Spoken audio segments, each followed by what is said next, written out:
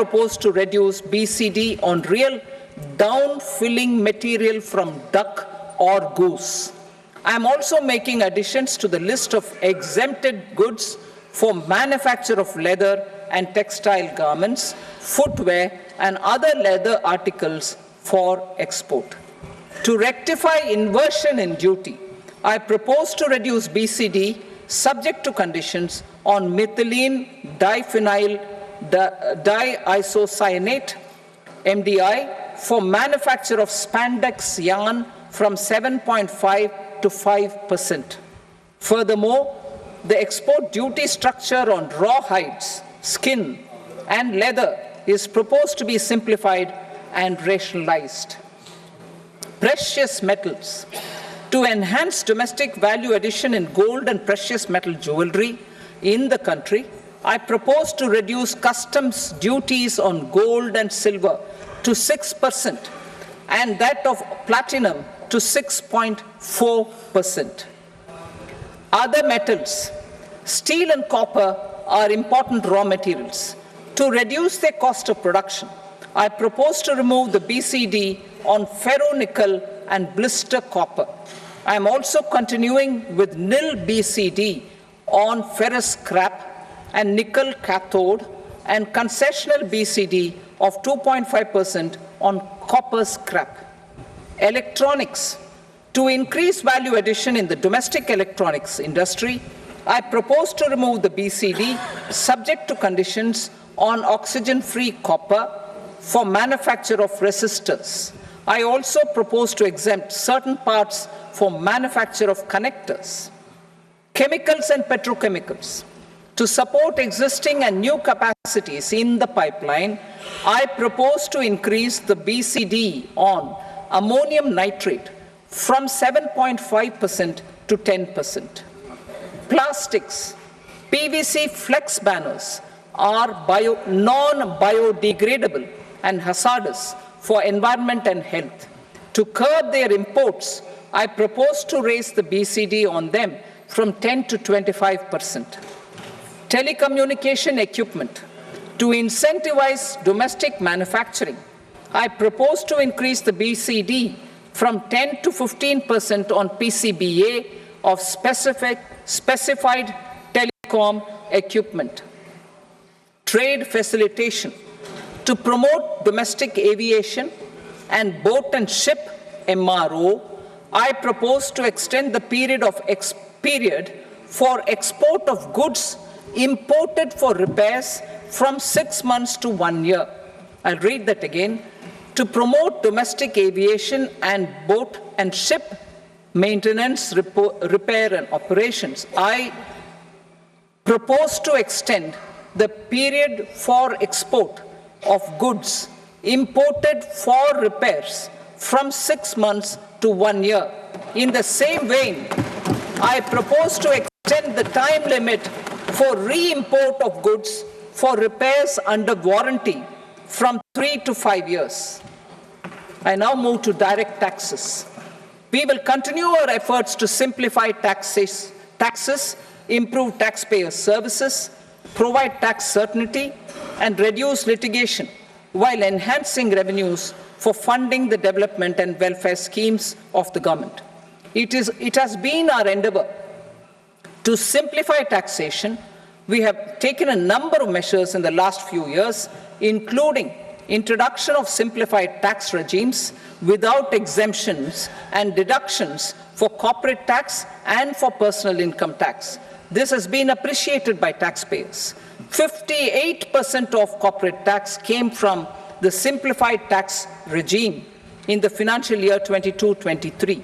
Similarly, as per data available till now, for the last fiscal, more than 2/3 have availed the new personal income tax regime. Comprehensive review of the Income Tax Act. I am now announcing a comprehensive review of the Income Tax Act 1961. The purpose is to make the Act concise, lucid, easy to read and understand. This will reduce disputes and litigation, thereby providing tax certainty to the taxpayers. I will also bring down the demand embroiled in litigation. It is proposed to be completed in 6 months. A beginning is being made in the finance bill by simplifying the tax regime for charities, tedious rate structures, provisions of reassessment and such provisions, and capital gains taxation. Simplification for charities and tedious. Two tax exemption regimes.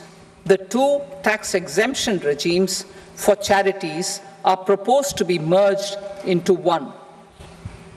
The 5% tedious rate on many payments is being merged into the 2% tedious rate, and the 20% tedious rate on repurchase of units by mutual funds or UTI is being withdrawn.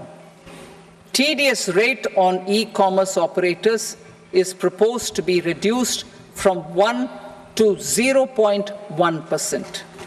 Moreover, credit of TCS is proposed to be given in the TDS to be deducted on salary.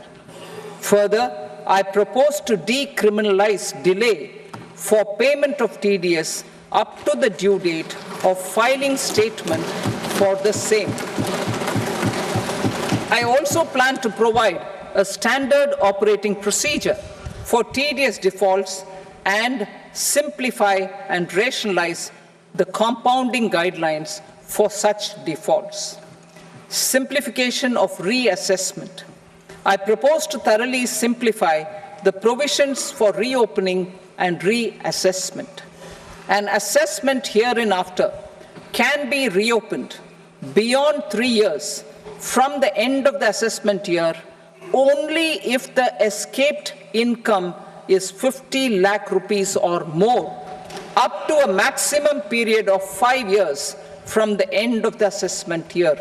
Even in such cases, a time limit of 6 years before the year of the search, as against the existing time limit of 10 years, is being proposed. This will reduce tax uncertainty and disputes. Simplification and rationalization of capital gains. Capital gains taxation is also proposed to be hugely simplified. Short-term gains on certain financial assets shall henceforth attract a tax rate of 20%, while that on all other financial assets and all non-financial assets shall continue to attract the applicable tax rate. Long-term gains on all financial and non-financial assets, on the other hand, will attract a tax rate of 12.5%. For the benefit of the lower and the middle income classes, I propose to increase the limit of exemption of capital gains on certain financial assets to 1.25 lakh rupees per year. Listed financial assets held for more than a year will be classified as long-term, while unlisted financial assets and all non-financial assets will have to be held for at least 2 years to be classified as long-term. Unlisted bonds and debentures, debt mutual funds, and market-linked debentures, irrespective of holding period, however, will attract tax on capital gains at applicable rates. Taxpayer services. All the major taxpayer services under GST and most services under customs and income tax have been digitalized.